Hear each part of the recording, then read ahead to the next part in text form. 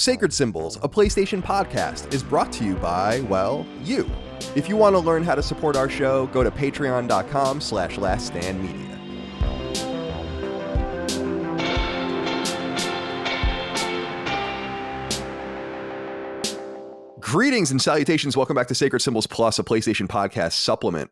No episode number because I don't know when this is going live. My name is Colin Moriarty. I'm joined today by a very special guest. We're trying to get more interviews here on Sacred Symbols Plus, per the request of the audience. Today, I have Kirill Demochkin, who is a listener of the show, and he works, I'm looking at your email right now that we originally exchanged, and it says, I work on AI-based content generation and photo editing at Samsung AI Center, and I run casual, and what is this? GAN papers? Yep, casual GAN papers.com, where I post bite-sized digests of popular AI papers. And so this is perfect because as we were just talking briefly before the show, we bring up AI quite often. I don't really even know what the hell is going on over there. Obviously, I'm not a very technical person. So I'm very happy to have you on the show. Welcome. Thank you for being here. Yeah, thanks for having me, Colin. So the reason that I wanted to get on the show, first of all, was because there's like an opinion going around that AI is taking over and it's going to replace all humans and all that stuff. Well, truth be told, at this point, AI is only good for like a handful of things that it can do really, really well, way better than humans.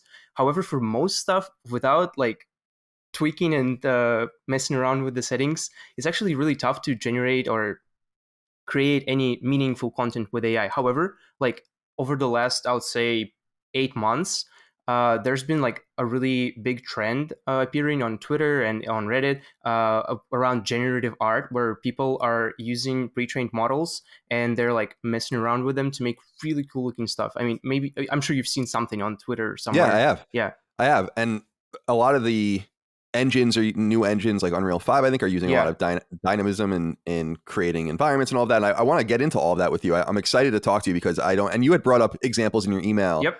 DLSS, ray tracing, procedural animation, lip syncing. So first of all, tell the people who you are. We had already introduced you briefly, but who are you? Where do you come from? What do you do for a living? And let's begin there and frame it that way. So I'm an AI researcher at Samsung AI Center in Moscow. So I'm from Russia. And also in my free time, I run a website called casualganpapers.com, where I read papers, like new AI papers, because there's a stream of papers every day, every week. They're posting more and more and more stuff. And all of it is really cool. And there's just not enough time in the world to read everything.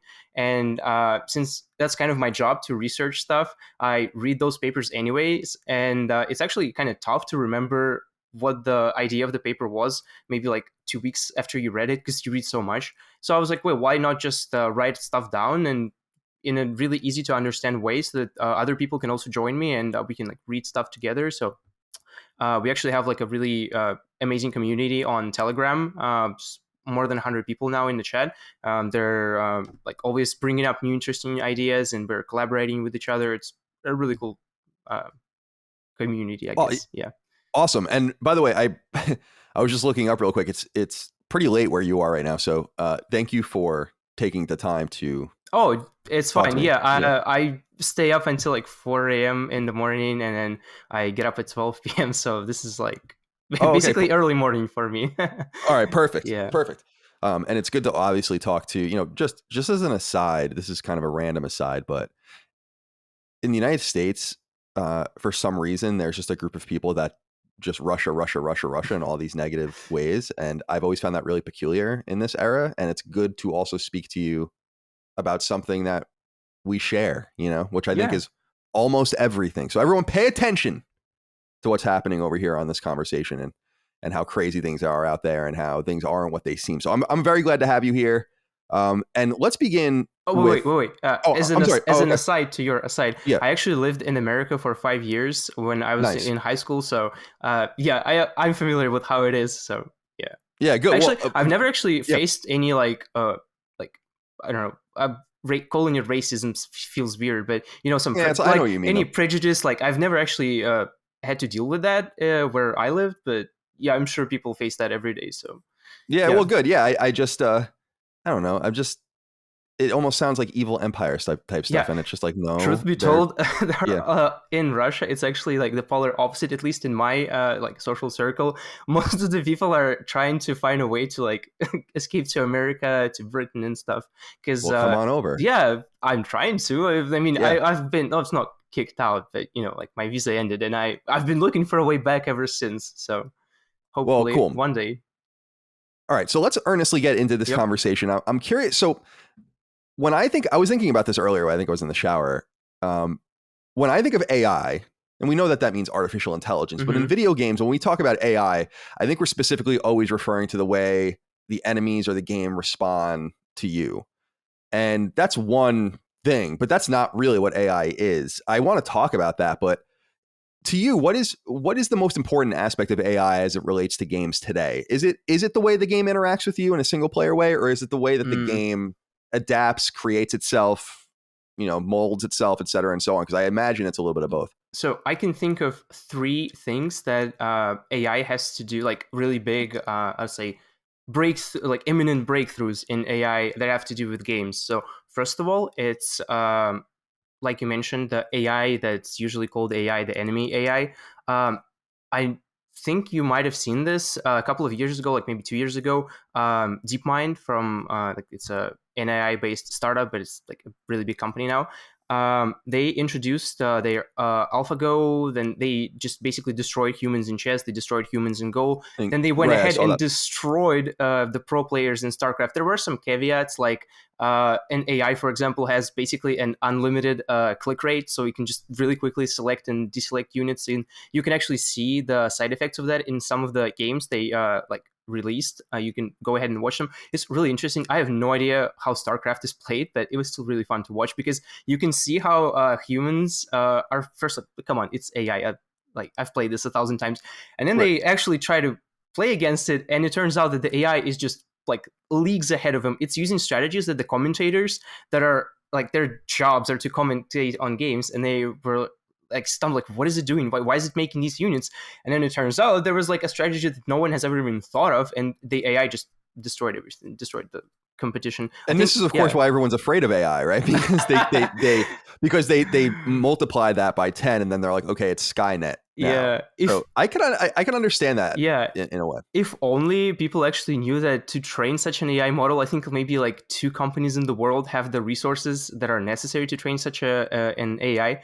And it's, I would say, what why I'm not like afraid of it at this moment is it's actually quite an unstable system. So you change a little thing and it just falls apart. Like, for example, in the StarCraft example, they actually trained an AI to play only one of the races or factions.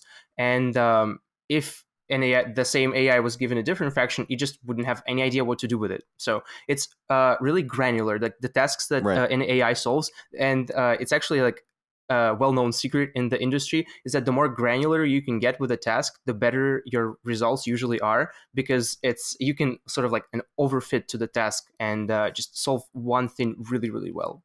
Yeah, that makes sense to me. And I'm a big chess player, so as a younger person watching, I think it was Deep Blue in the '90s with IBM and all of that, and then it got Stockfish, to the yeah. point, as you said, where chess is it's over. Like the computers beat grandmasters 100% of the time now. And then it went on to Go, and I didn't know much about this game. Mm-hmm. And what I realized, and I'm sure you know this because you study this stuff, but I didn't realize that it is infinitely deeper in terms of its permutations than Yeah. chess is, and that was a bigger hill to climb. But then, like you said, they climbed that hill as well.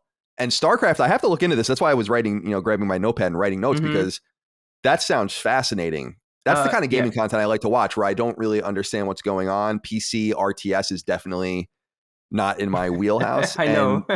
I love, so it's so fascinating, and I don't know. I want to know more about this too. But is there? I'm wondering, there must be different AI that deal with these specific tasks. Now, do people put AI against AI to see which one is superior in like a chess game or something like that? Well, congrats. You actually just invented the AlphaGo, the model that beat, I forgot what his name, Cyril Lee, the champion at Go. I forgot what his name is. Basically, the idea was, maybe spend like 5 minutes just going through the stuff, because Sure. I think it's really interesting, especially since you like chess. So Yeah. the original idea was to take a whole bunch of pre-recorded games by like various grandmasters, and the only thing the AI was given at the beginning is just the rules. Like, here's how you can move pieces on a chessboard. That's it. And it learned by playing against like virtual humans in pre-recorded games. Essentially, it's the AI is given the board setup, and it's asked like, okay, so which piece would you move in this situation? And it moves a piece, and then the game like actually moves the pieces how they were moved in the real game, and then it's like, okay, it was actually moved like this. Go ahead, now it's your turn again. And the way that it works is that the AI actually does a whole bunch of rollouts, which they're called, is like look ahead. It tries like a bunch of possible moves, and then it scores them how good they are, because it can essentially like look at this a board state, and it can predict how advantageous that board state is for the AI. And it does this like multiple moves ahead, and it can obviously do this like more moves ahead than a human can, hence why it's superior. Because one thing that it has to like the people making AI have to take into account is that for example, you can plan too far ahead, and you have to actually discount the rewards because you're not sure what your opponent is going to do and how he's going to respond. Because it like the AI in the algorithm, it actually plays both sides, so that it's like, okay, if I do this, then he's probably going to do this, and I'll do this, and then he's going to do this, and yeah. So if a human moves in an unpredictable way, I think that's if I was to give an advice to someone playing against an AI, I would say act as unpredictably as you can, because it's trained like at least back then it was trained on human data. So if it encountered a move it has never seen, it probably would have been like at least stumped a bit. However, Right. Like if you pushed a pawn on the yeah, rook yeah, side like first or why are something, you even that doing right. this? And it's just like, You're right. well, okay, yeah, and AlphaGo, they went a step further and they actually removed the human element entirely. So they have two randomly initialized AI, and the only thing they know is the how you can place pieces on the Go board, and it plays against itself like a whole bunch of times, and then the winning AI gets cloned and like slightly randomized a bit, and then it plays against itself a whole bunch more times, and it essentially like evolves Interesting. into this super brain that has strategies that humans have never even seen. And this makes it even more interesting because it's making moves that stump people. That's pretty much how the Alpha Star thing, or yeah, the Alpha Star does for StarCraft work as well. And it's making these moves that you think, what is this random move? And I think that kind of AI can actually much better adapt to these random moves because it's probably seen them while it was training against itself. Yes, it's like exploratory training, I guess you could say. Now, let me ask you this, and I don't want to jump too far ahead, Mm-hmm. but with the granularity you're talking about, as in you're hyper focused on this Mm-hmm. game, this move set, and you're saying it can be fed this information and then kind of evolutionarily drawn through this Mm-hmm. line, which is interesting. Why can't it then be taught more complicated things to do more complicated things? Like what's stopping it from being the scary Mm-hmm. machine that we think it could be? That's actually where how as scary as it sounds, that's actually where the research is moving right now, because it actually costs an insane amount of money to train these models. I assume you might have heard about OpenAI GPT-2, the thing that generates human-like text where you have no idea if it's human written or not. Yeah, Yep. that model is like not pretty much no one except maybe Google and Facebook and Apple can train this model from scratch on their own. Like no, not a single person can do that because it costs millions of dollars to train it once.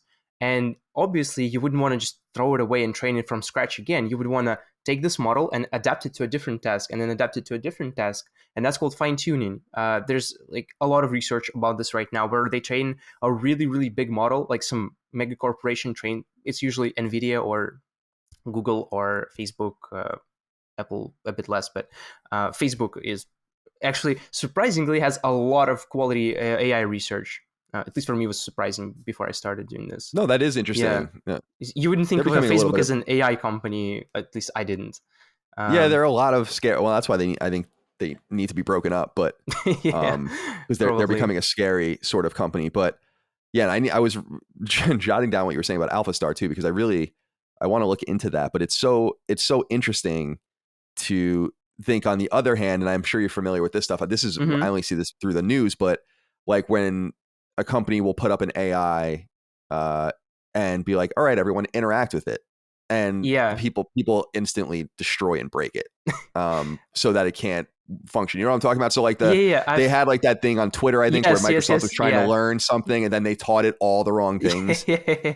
So it can be manipulated in that way, I guess, as well. Yeah, there's actually also a lot of this usually comes like when AI is manipulated. You're jumping all over the place, but it's so exciting. I'm sorry. It's fine. Yeah, no, I'm guilty of it myself as well, so it's okay. For manipulating AI, there are two things that I can think of. First of all, it's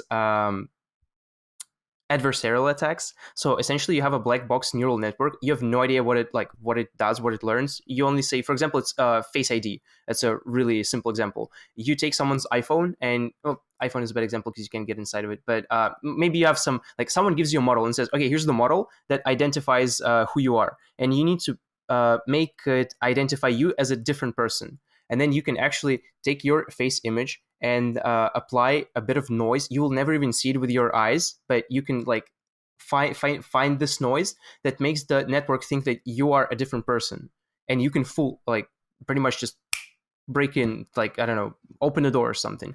And a more serious example of this is in Tesla's auto driving AI, because there were some news where people actually developed this really simple scheme of how to fool it. For example, you put some random like red square on a stop sign, and it thinks there is no stop sign there. Like, it just completely erases it from the AI's vision. So it will think I don't know, it's a tree or something. So you can really easily manipulate this, and it's actually kind of dangerous in that way. That people specifically messing with AI, and it's not that AI will like destroy on purpose, but it can endanger like other people that assume that the AI is safe.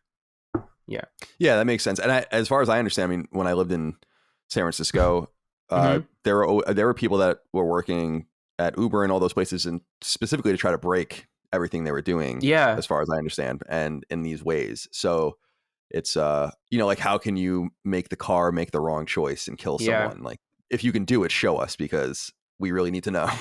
And what is that called? Black hat? Or no, gray hat. White hat, I guess, because White black hat. hat is when Okay. you're like maliciously trying to break in. There's Right. actually, Okay. surprisingly, a lot of like autonomous driving development right now. Yandex, a Russian company, actually just launched their like autonomous driving taxi in Ann Arbor in Detroit, and they also have these like little robots. I forgot. I think one of the Silicon Valley companies also, maybe it was Postmates, that had these like little rovers, they're called, and it's also like it delivers food to you autonomously. And they actually deployed these in a bunch of college campuses in America, and they have really funny like videos of people interacting with these robots, and yeah. Oh yeah, I'm sure.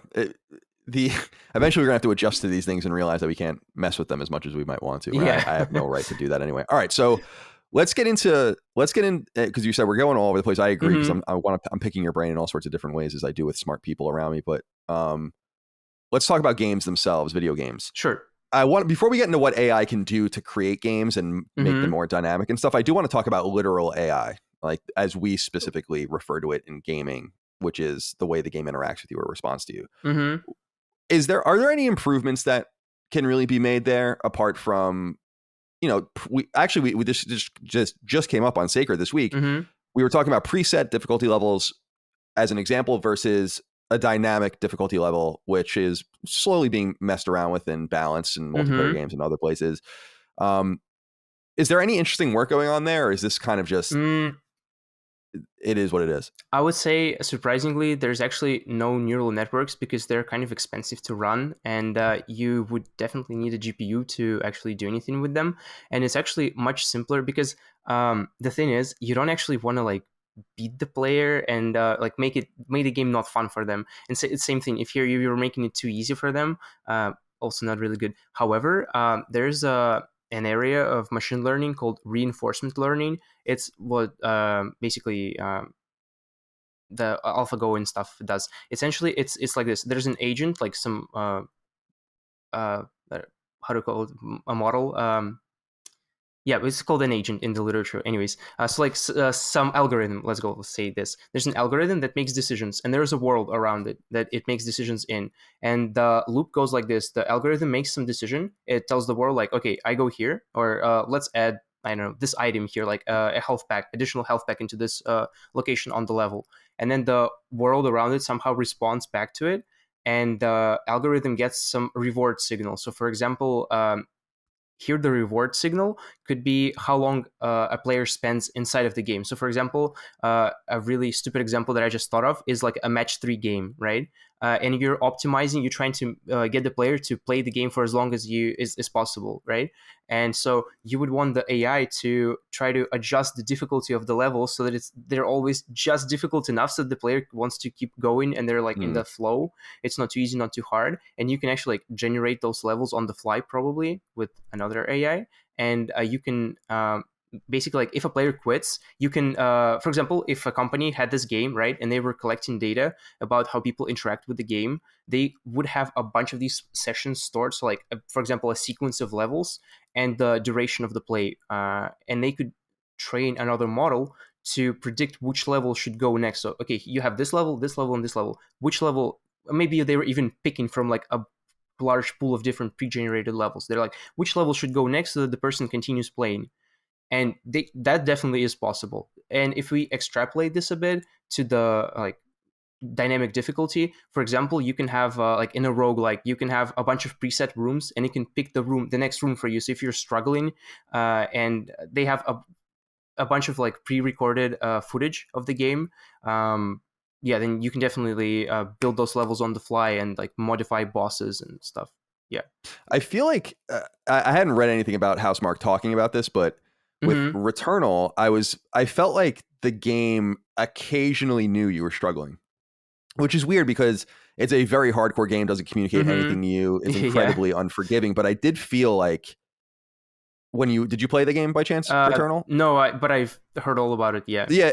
Well, there's just when you begin a stage, every once in a while there'll just be a bunch of health, Mm-hmm. and I always felt like that was there when I was like about to quit. Mm. And then the game was like, like we'll give you a little advantage, and then I'd maybe find the right item and all that kind of stuff. And I felt like there was some very clever programming somehow in Yep. Returnal to keep me hooked because I was always on the border of saying fuck this game, and then something happened where it just knew me well enough to know that. Yeah. But and you're talking about match 3 games, so Mm-hmm. more casual, smaller games. What about literal enemy or NPC AI or anything like that? Could we expect I mean, I assume the answer is going to be yes, but could we expect a game like Skyrim or like The Witcher or something that is massive, that is also single player, that is also dynamic in some way based on AI?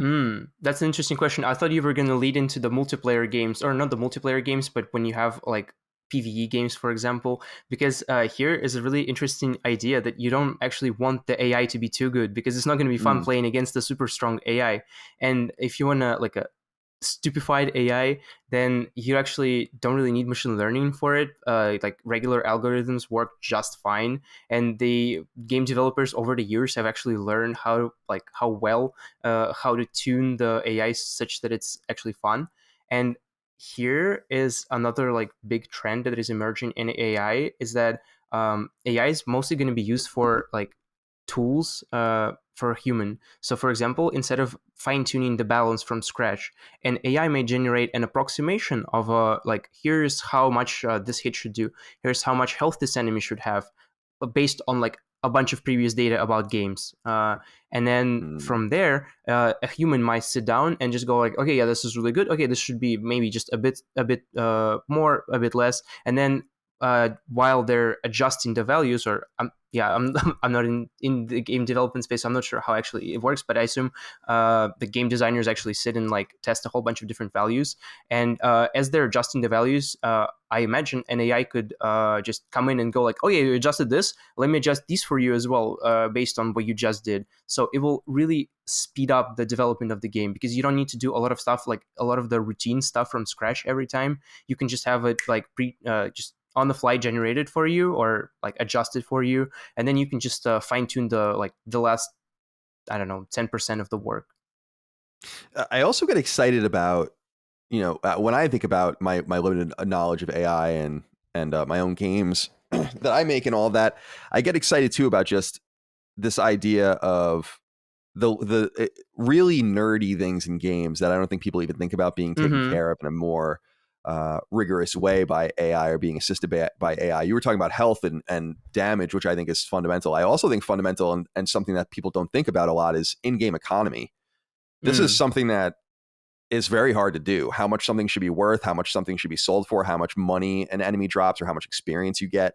All of that I feel like could really be streamlined in a really effective way by figuring out what is most fun or what is most effective for that. Because that level of balance is done right now by a human or many humans, and it's never quite right. So I'd like to see that too. But you were talking about PVE and more multiplayer spatial or space stuff. And I'm interested in multiplayer and AI specifically with bots and specifically with something we bring up on the show a lot, which is matchmaking. What's going on in that space with AI that might be interesting?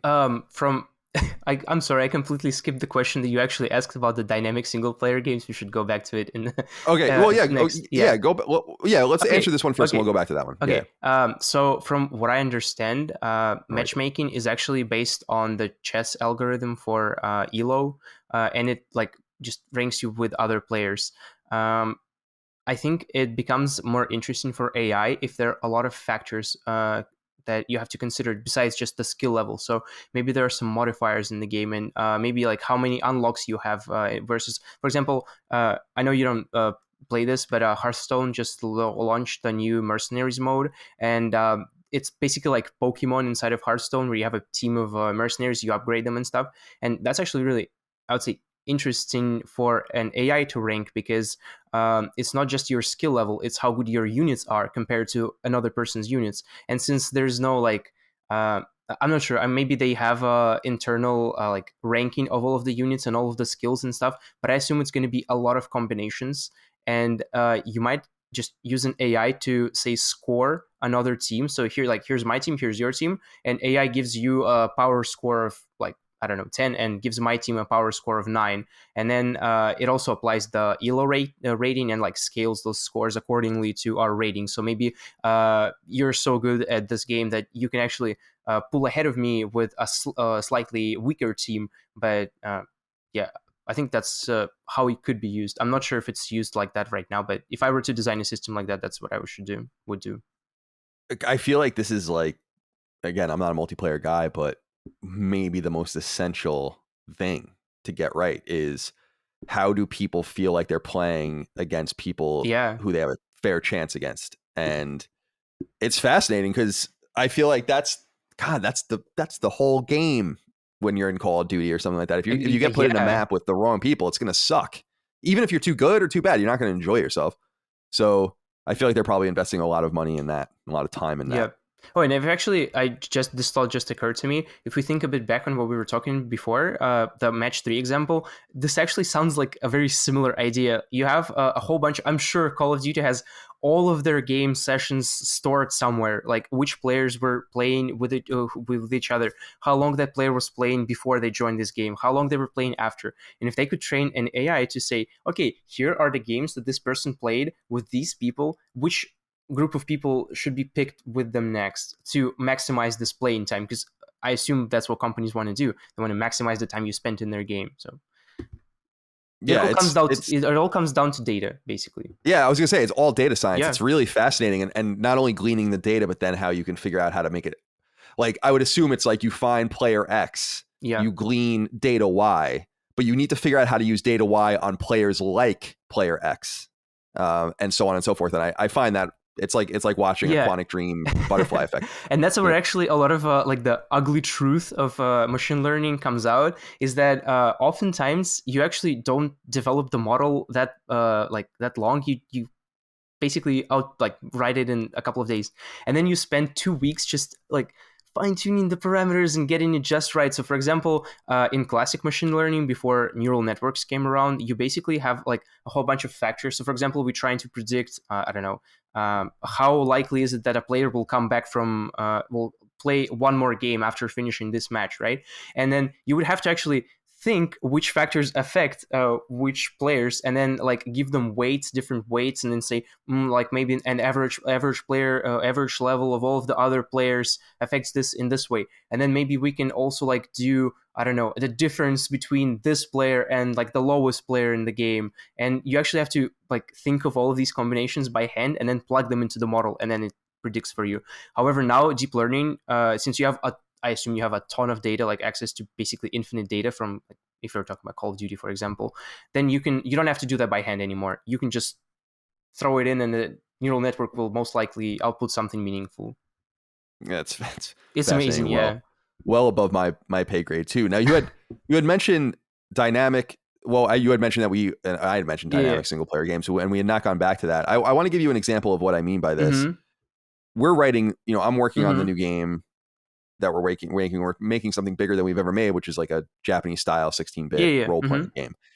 And it's challenging because although we're going to hard code it and it's going to be what it is, we have to make a series of serious assumptions along the way, which is why playtesting it is so important. Thus, that, such that when you're 30 hours into the game or whatever, it's really important that you're not too strong or too weak, that you're facing compelling enemies, that the economy is fair and all of that. And Mm-hmm. we find it, I mean, it's putting me off from even working on the game because it is so daunting. I'm like, holy fuck. I never realized how complicated this is compared to when we were working on Harbroxia or Twin Breaker. And so I'm even thinking in my small way how useful it would be to be able to somehow dynamically gauge these things with a player on a player by player basis so that each person gets the best possible experience without having to deal with, for instance, static difficulty levels. So I'm curious what the potential of artificial intelligence is here from crafting dynamic single player games from a playability standpoint, because I know that there's a lot to say about building games too, and I want to talk about that. But talk to me about playability and how that might work. So for playability, I'm thinking this is another example of that like AI assisted game development where like I imagine it's really tough just doing this on your own, and it would actually wouldn't like it would be really useful for you to have a team of experts, right, working with you, so you can all like brainstorm and play test it and all stuff. You can actually offload.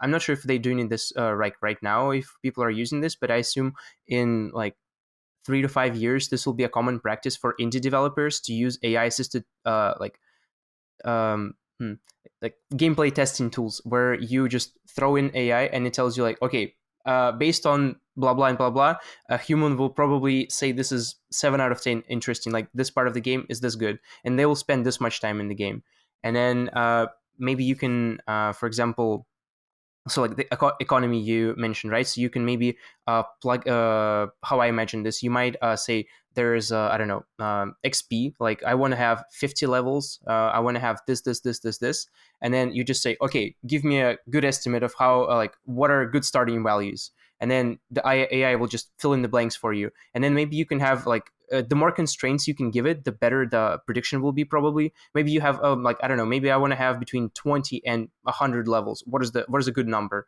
And it will just like scale it for you. And then if you plug in all of the numbers from the game, right, and like I don't know, like which enemies and which combinations should appear here, it will also give you a good estimate. But I think the problem here is that you would actually need to maybe um, like I'm trying to think of what kind of data set would be needed here. Probably if you could take like say all JRPGs that ever existed and for example select like the I don't know top 500 JRPGs based on I don't know Metacritic data or something, Right. and then you can parse out all of the numbers, all of the economy systems from them, and then train the AI on that. That's a really good starting point, I think. Yeah, it's it's very interesting to think about all the possibilities and like also how in my heart I'm like in my mind I'm like it would be really cool to engineer a game specifically like that. And my heart tells me that's not the way video games are made, right? And Yep. it's interesting because I I look at well, Tales of Arise is a recent good example where a lot of people are having trouble with it, and Yeah. I've Yeah. only Yeah. played it for 5 hours or Mm-hmm. something. I'm like, this isn't very hard, guys. I don't know. So the game maybe is too hard for you, and maybe just right for me, and we're both playing the same game, and so for the game to somehow know that would be pretty cool. But I just as a designer, I respect more and more how much work goes into the little things that people just take for granted because they want to look at the game and they want to play the game, but they don't think about the systems in which it functions. Um, as far as creation of games, now this is well out of my wheelhouse Mm-hmm. in terms of engine level work. But I'm hearing from my friends that work on big AAA games that a lot of stuff is happening with for instance, an open world game, telling the game we want trees here, just make the Yep. trees, right? Like, so talk to me a little bit about that, because that used to be what the process used to be, and I'm sure still is with most games, is um, in parallel, a designer is designing a space and an artist is creating assets. And then the designer takes the assets and puts them in the space. But it seems like they're fusing these two things together. So talk to me about that a little bit. So I would say there probably isn't like neural networks doing this, because since you're either they're generating the assets, or if you have a asset like can you I'm not sure if you're allowed to say this, but can you elaborate a bit?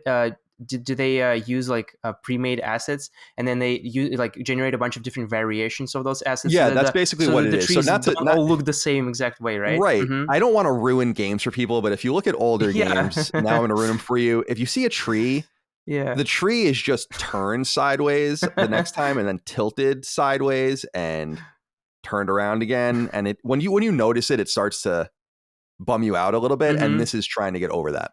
Yeah. Yeah, that's actually a really good use case of an AI. But I think this is a bit of a different AI where it has a bunch of like programmatic rules. This is actually, I would say, this is similar to what is happening on art blocks. I'm not sure if you follow the NFT space or not. I don't think you are. No, I don't. Yeah. I still Okay. don't really even understand what. I mean, I kind of get what they are, but I Yeah. don't Yeah. understand why they're worth Yeah. any We money. should That's talk a whole about other this thing. some other time. It's Yeah. a really interesting concept. I actually like know a lot about it too. So maybe if you want to talk, never mind. Anyways, No, well, go on. yeah. So there's this website called Artblocks AI Artblocks.io, and what it is that basically an artist can write a script where it says, okay, so here are the input values, and like here are the rules of how you can use these things. So if you want to look up, it's called Fidenza. You can just Google Fidenza NFT, and you'll see a bunch of really cool paintings with like various lines. And the algorithm generates a whole bunch of variations. There's a bunch of factors that the artist programmed. So, for example, how swirly the lines should be, how thick the line segments should be, like which colors to use, which colors to group together. Should they be straight? They be like bent? Should they form a spiral or something? And then you can just infinitely generate a whole bunch of these things. It's actually not using neural networks inside of it, but we can call it, I guess, like Sure. generative art essentially. So the same thing, you would define how should a tree look, right? So here are the different ways you can, like, how long should the trunk of the tree be, how many branches should it have, should they be pointing upwards, downwards, and you define these bunch of these rules, and then you just say fill in the blanks, and it just like outputs 1,000 different trees, and each one of them will be slightly different. Whereas AI is mostly used for generative AI is mostly used for in commercial settings. As far as I know, it's mostly used in cameras. For example, AI is really good at generating human faces. Like, for example, I could look completely different and you wouldn't even know it. I could be using like an AI to mask my face, something, and you think you're talking to Elon Musk or something. Interesting. Yeah. And Yeah. okay. And does that have anything to do with the deep fake stuff, or is that a totally different thing? Yeah. Similarly, there's actually a lot of different like vectors of research around deepfakes where you can have, for example, 3D aware stuff where you have some sort of like a face mesh that you're morphing, and that's actually one of the things they could use in games, and I think they're starting to use this. In Cyberpunk 2077, from what I recall, they used like they outsourced lip syncing to an AI company that took the models, and then they actually match how the lips should move using AI. The AI morphed the model, like the face model, to match the text being spoken behind the scenes so that it looks realistic. And it actually, most fascinating thing about that was that it the AI can use noise, like just random noise, to generate infinite variations of something. And so for moving the lips, you can have the same model, the same text, and it will look different every time. It's like little idiosyncrasies, like, I don't know, like someone's lip is twitching, or their eyes, like they're squinting their eye when they're saying something. And they trained an AI on people speaking to imitate that for a lip syncing, and so it looks really like very realistic. Unlike, for example, I've played Mass Effect Legendary Edition. I never played Mass Effect when it first came out, and I wanted to check Right. it out, and I was like. Holy crap, how are people playing this? Like, Shepard looks like a freaking doll. Like, his eyes are not moving, his mouth just like opens a bit up and Yeah, down. very It's just like, stiff, and I oh, always found it a little yeah, scary. But it's that was one of so those. stiff. Many a time in the industry, we have come to a game where everyone's like, "It's not going to get any better than this," and I remember that Yeah. being one of those games. Or this looks so realistic, like we felt with Crisis. So it's good to know that we still have a ways to go. And then Also, an interesting little Mhm. anecdote about Horizon Mm, that you have there, which is cool. And yeah. I wonder if they're going to do the same thing with the sequel. I'm sure that they have. And I like that because, like you said, I guess a literal translation of a character saying a word would mean that it would be said and look the same way every time, but it doesn't take into account all of the different ways a person can say something. Think of all Yep. the words we've said over and over again in this show and how they all come out Yeah. different. So I find that fascinating. And there's also Uh, a really yep. interesting trade-off here where you can have like we're coming back to this again. So the more granular you get, the better like photorealistic results you will get, but you will lose a whole bunch of variation. So for example, you can have like a face mesh, right? Where like there are predefined points that can move around. So like your lips or I think you can imagine how a face mesh would look, right? Like Right. what they use for mocap. And then another thing for mocap, I'm sure they're using some sort of AI there to fine tune the faces so that they look just right, because they probably have the rough capture of the face overlaid on the mesh, and then they're probably using the camera footage from the face to transfer the emotions, like all the little like things that you like how you emote with your face onto the Yeah, like in the final cheeks and all yeah, that yeah, and the yeah, brow. because Yeah. there's obviously not going to be that many capture points on the face. You like have the general like, oh, mouth open, I don't know, eyes closed, eyebrows raised, and then you have all the little like nice touches and details. You can add that with AI. And originally it probably has been done by hand by multiple people, and as time goes on, I think what AI will do in games, it will have like a democratization of access to these high tech technologies effect. So of course, it will always just the same with the DSLR cameras. You will like the high end $2,000 camera will always look better than your iPhone. But for 99% of the people using the camera, they don't care. Like their portrait mode on iPhone just looks just fine enough. And same thing Right. is going to be here. For example, imagine you're an indie developer, and before your options were either spend a ton of money on mocap, and you probably won't even have that much money like to spend on mocap, or you like do I don't know static images or something. But now you can use an AI that you say purchase a subscription for like $50 a month, and then you can just use the AI to generate a photorealistic like render photorealistic human I don't know. It will like it obviously won't look as good as mocap. It's like the triple A, quadruple A mocap, but Yeah. yeah, Quad A. yeah. Yeah. But it will look just fine for an indie dev. I think it'll be a dream. Yeah, it's interesting. You know what came to my mind too when you were saying this was something the exact opposite, which was I wonder if in the future we'll get to a point. This is just a philosophical Hmm. thing, but we'll get to a point where games are so tool assisted and so AI assisted that one of the selling points of a game could be like, we made it the old way. Yeah. You know, like it's like almost an interesting thing. I wonder if we'll swing back and people are like, we didn't use any AI assisted tools to make our shooter or whatever, and people will be like, very Yep. Yep. handcrafted. You're gonna hear, artisan, some terms like that. I think you're gonna start hearing I in think the you're actually future. starting to see this right now with photography. How like some people are going back to film, using film instead of digital photography, because it's so over processed in Lightroom, Photoshop, blah blah blah, and then you have like an analog camera where you take a picture and it comes out and here's the picture you took. So it comes down just to your skills as a photographer instead of being able to fine tune the thing after. And with AI especially, like all of the things that the like you open the camera app on your phone and it just like there's a whole bunch of stuff running in the background. It's fine tuning your like lighting, it's fine tuning, HDR. It basically on the phone. There's actually like the most breakthroughs were around phone camera, like mobile cameras, because in a DSLR you have a giant matrix that you can like a lot of light coming in, and on a phone you have a really small camera that doesn't get a lot of light, so you can't like organically do bokeh effects, like the blur background and stuff. So you have to use a lot of AI to process this. However, on a phone, you have access to, for example, you can take 100 photos. It's taking photos constantly. So like when you open the camera app, it starts taking photos immediately.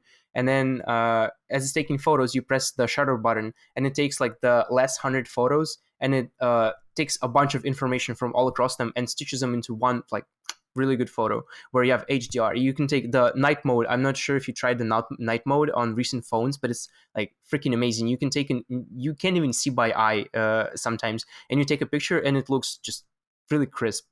Yeah, It's incredible just because you think about like the Navy SEAL with the big thing yeah. on their face, and That's now you can just actually like AI rubber based. band a fucking iPhone to your face, Wait, and have you seen the GIF of Navy SEALs using an AI assisted like VR helmet where it's outlining? It's not just night vision; it's actually using the night like AI based night vision to highlight the objects. It like draws a shader outline around the objects in their visor. like getting very It's Metal Gear. insane. Yeah. Yeah, it's a little scary, but fun as well. Also, we mentioned a while back. You mentioned Hmm. bots, and I wanted to like quickly jump back to that. Please. Interestingly, AI I think isn't used so much for bots as it's used to detect bots, because Hmm. we're coming back again to the idea of having access to near infinite data.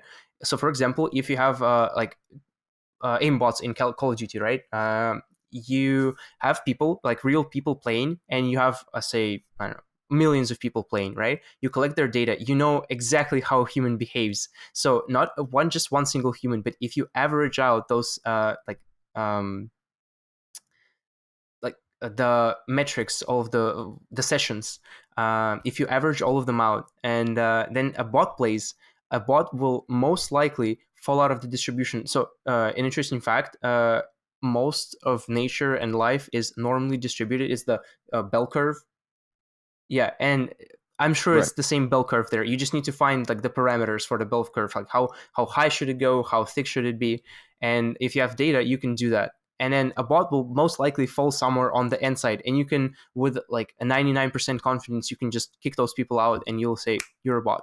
It's the same way that modern capture technology works. If you might have noticed that you're seeing less and less of those like select all the fire hydrants. So what's the text on the image? Because Right. websites are now using such advanced technologies that are running in the background, and they're constantly collecting data. You move your mouse, it knows how you moved your mouse. Like a human, an average human moves their mouse in an organic way, and then a bot might just like in a straight line. You're not Yeah, that like precise. the Yeah. quickest path. Or for Yeah. example, you click on a button, you'll never click in the exact center of the button. You'll click somewhere around the center, but not in the exact center. And if a bot like perfectly nails the center of the button and then fails somewhere else on the website, does the website in a couple of seconds can go like, yeah, get the hell out of here, you're a bot.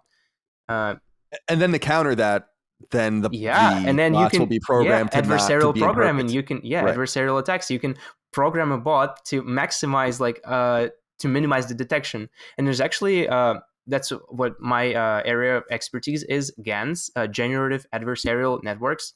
And the like the gist of it is that you have counterfeit money makers and cops. And so one model is trying to generate images that look indistinguishable from real ones. So, for example, you have 60,000 human faces, like they're aligned, basically how we're seeing right now. Like this would be an image from a data set. And then you have one network, it's trying to generate faces that look as realistic as possible. So they're trying to fall into this bell curve distribution. And then another network is looking at a bunch of real images and a bunch of fake images, and it's trying to say, okay, this is real, this is fake, this is real, this is real, this is fake. And then the model that is generating the images tries to figure out which images were detected as fake and why they were detected as fake. So, okay, the noses are too big. I need to make the noses like there were 5 images detected as fake, and all of them had like the nose didn't look right. Okay, I'll just adjust the parameters a bit, and it's all done automatically. There's a lot of like complicated math involved that even I'm not that familiar with, to be honest. But yeah, you can have. What I should have asked you at the top. What is your discipline? Is it mathematics or? I actually hate math, and I don't really like algorithms, but I really like the ideas behind AI. So I'm into reading a lot of papers, and my most like favorite field from AI is generative stuff, because I think it has the most like real world value in it, because you can actually see the stuff. In a lot of machine learning applications, it's just numbers. It's like, oh, we make the numbers go smaller, and it's like nice. And then in generative, you run a model and it outputs an image, and you're like, I just generated a human face, this is so awesome. Or for example, the recent development, which I think we're gonna see by the end of 2020, we will see this. I predict, this is my prediction for 2022. I think by the end of 2022 we will see a clip based game. So clip is a model that was released at the beginning of the year, and what it does is that it can tell you, you give it an image and you give it text, and it tells you how well the image matches the text. And it doesn't sound really interesting until you think of this. We can use it to guide images to be more like the text. So for example, right now people are inputting all sorts of insane queries, like there's an artist on Twitter. Her name is her Twitter handle is Rivers Have Wings. Look her up. Like after we're done, look her up. You'll be amazed how cool it looks. She's one of the people who started this whole trend. And there's actually a link in her Twitter profile. You don't need to know anything about neural networks, and it runs on Google Colab. You just open the link, and there's a little thing you can put in text, and it will the neural network will iteratively generate an image. So it starts with like random noise, and then it takes a step, and it's like, okay, you need to go this way and this way and this way. And the way that it works is that there's a loss function, and it's multidimensional, but we can think of it in 2D. There's like a valley, right? So there's a valley where the loss is the minimal. Like here's the distance between the image and the text is minimal, and you're starting from a random point, and the model can tell you, okay, move this way, move the parameters a bit this way. So you like take a small step, and then you say, okay, here's the image that I'm at right now, and it's just like, okay, you need to go this way, and then you slowly descend down to this value, and then you find the one image that optimizes, like here's the image that matches your query perfectly. So for example, if you wanted to say avocado chair, and then it will, after an hour or so, it will output you an image of avocado chair. And that's actually one of the main problems around generative art, is that it just takes forever. I was trying to generate some images for fun and for my other projects, and it takes about an hour and 10 minutes for one single image. So until you can, as an artist, you obviously wouldn't want to try to generate an image for 1 hour and then like, oh, well, that doesn't look too good, and then you generate a different image. You would want to like do it quickly, so you can quick start, just generate a bunch of images, and you're like, oh, looks cool, and then you like fine tune them by hand, basically. And maybe you're like making concept arts, and you're just like, let's see what's out there, right? Oh, and my prediction. Yeah, sorry. Yeah, My sorry, prediction please. was, I mentioned this in my email, the AI dungeon. I know you played Dungeons and Dragons. I think Mm. you should definitely try this a game. It's not like I'm not sure you're gonna play for too long, but it's really fun to see how well it's made. Basically, it uses the generative text model, the GPT-2 or GPT-3 by this point probably, where you can give it some sort of text, and it continues this text for you, right? And so you can pick a setting. For example, I tried playing one with, it was like, you're in some cave, there are zombies all around you, and then you just say, I move forward, and the model processes this text and then writes the next sentence for you. And then you say, it's like, okay, now you're in front of a wall and there's a rock under your feet, and you're like, I want to pick up the rock. And it's like, oh, you pick up the rock, turn it over, and now you're in a castle. And since it's an AI, it's absolutely absurd what it does, but it's really fun. You should play with it. Yeah, that sounds awesome. Yeah. And I just can't, yeah. in my mind, I just keep coming back to this idea that I feel like we're going to have this dividing line in which Yeah. a boutique industry rises that doesn't use these tools. You're absolutely right. Yeah. And then you can think awesome. if you think ahead, you can imagine a game where you write something, or you don't even have to write. You just say, I move forward, and then the game like updates the image as you're moving forward in real time. Like it generates the image for you based on the text that you see. And that's what I think will be by the end of 2022. We will see AI dungeon with images where you can say something and it like gives you an image, like the setting that you see, and then you say I do this, and it's like does the next. There's actually a whole game engines. There's a paper, really interesting paper by NVIDIA called Game GAN, and they essentially um, got a model to memorize Pac-Man, and it's a neural network without a game engine. It's just neural network. It has the current frame and your input, and it outputs the next frame. So they essentially approximated Pac-Man with a neural network without knowing the game engine, just by playing Pac-Man. Like they have no, and they don't have access to the code. They just, well, actually they do, because they would have to like. Oh well, no, never mind. They don't, because you can essentially just like press a button and it will move to the next frame. Yeah, So, insane. what if we, as we wrap up this Yep. conversation, I want to have you back to talk about a couple other things, but we can do that another time. Sure. Anything we left untouched that you wanted to discuss that you think I wanted to audience might be important? discuss ray tracing. Oh, sorry, not ray Okay. tracing, by DLSS. I think it's one of the most important technologies of the last year, where AI actually had direct impact on how games are played now. So before, you had to, in order to render something in 4K, you had to have a really strong PC. Now you can actually use like a 5-year-old card, a 1080 Ti, to play 4K games today. It's not going to look as good. Again, it's not going to look as good, but since it's AI generated. But for most of the people, the trade-off between playing at say 120 frames and with max settings and with upscaled AI upscaled 4K is much more interesting than playing at 60 FPS native 4K with like medium settings.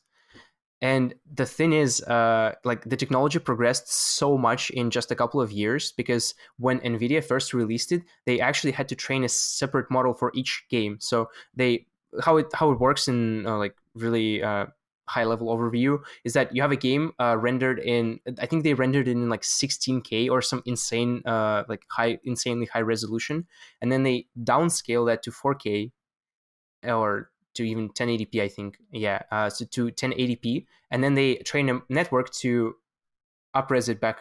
So you have like how true 16K looks, and then how the downscaled version looks, and then you're trying to make the downscaled version into 16K again, and you're training a network to basically match the two images. And then since all games look slightly different, they had to use a different model for every game.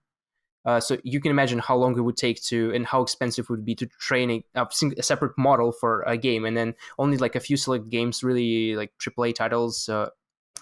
I forgot which titles had it. I know now Control has it for sure, because in I think Oh, I think Deathloop did something with it recently uh, too, right? but In an update. now the interesting thing is you actually don't need to train a different model for your game. NVIDIA collected all of the stuff from their previous thing, put it all together, and made a single model that can work on pretty much any game. And I think it's as easy as installing a plugin in Unity and in Unreal Engine, where you just like snap your fingers, and you have dynamic super resolution for your game. And it actually looks really good. Like you'll have no idea you're looking at an AI upscaled image if you're not just like, this pixel doesn't look right. Like this brick has a slightly bent edge on the of one side of it. So if you're just playing and it's really dynamic, it's moving really fast, no idea how it's AI upscaled. Yeah. There's so much. It's Yeah. fascinating. I'm so right brained that I found my way into games through pure art, I guess, and writing. Mm-hmm. And there's so much more important stuff that I don't understand. And so it's cool to catch up about it, man. I appreciate you, Carol, taking the time to be on the show I today. appreciate you taking the time to listen to my ramblings about AI. No, you're very well. You're very welcome. I want to have you back. And in the Awesome. meantime, do you want people to be able to find you on Twitter or anything like that? Yeah, sure. You can, like I mentioned, you can visit casualgenpapers.com to check out the papers. I'm as of right now, I found sort of like a niche for where my audience is mostly people who are already doing AI and they want to learn more. But I'm planning to do a series of posts about like the entry level stuff. So take a like keep watch for that. And on Twitter, you can find me at Kirill Demochkin, RILLDEMOCHKIN. Awesome. And again, that's casualganpapers.com. Yep. Thank you so much for joining me, and thank you all out there for your love, kindness, and support of Sacred Symbols, Sacred Symbols Plus, Last Stand Media, all of that. We'll see you next time. Until then, goodbye. Sacred Symbols, a PlayStation podcast, is a product and trademark of Last Stand Media and Collins Last Stand LLC, and is proudly recorded in the USA. The show is conceived by, is written by, and is directed by me, Colin Moriarty. My co-hosts are Chris Raygun Maldonado and Dustin Furman. The show is produced by executive producer Dustin Furman. It's edited by associate producer Ben Smith. All of Last Stand's theme music is by my best friend, Ramon Narvaez. As you know, all of Last Stand's shows, including Sacred Symbols, are fan-funded on Patreon at patreon.com/laststandmedia. The following names are at the producer level on Patreon, our highest tier, and we're grateful for your thoughtful and kind contributions to our independent endeavor. Thank you.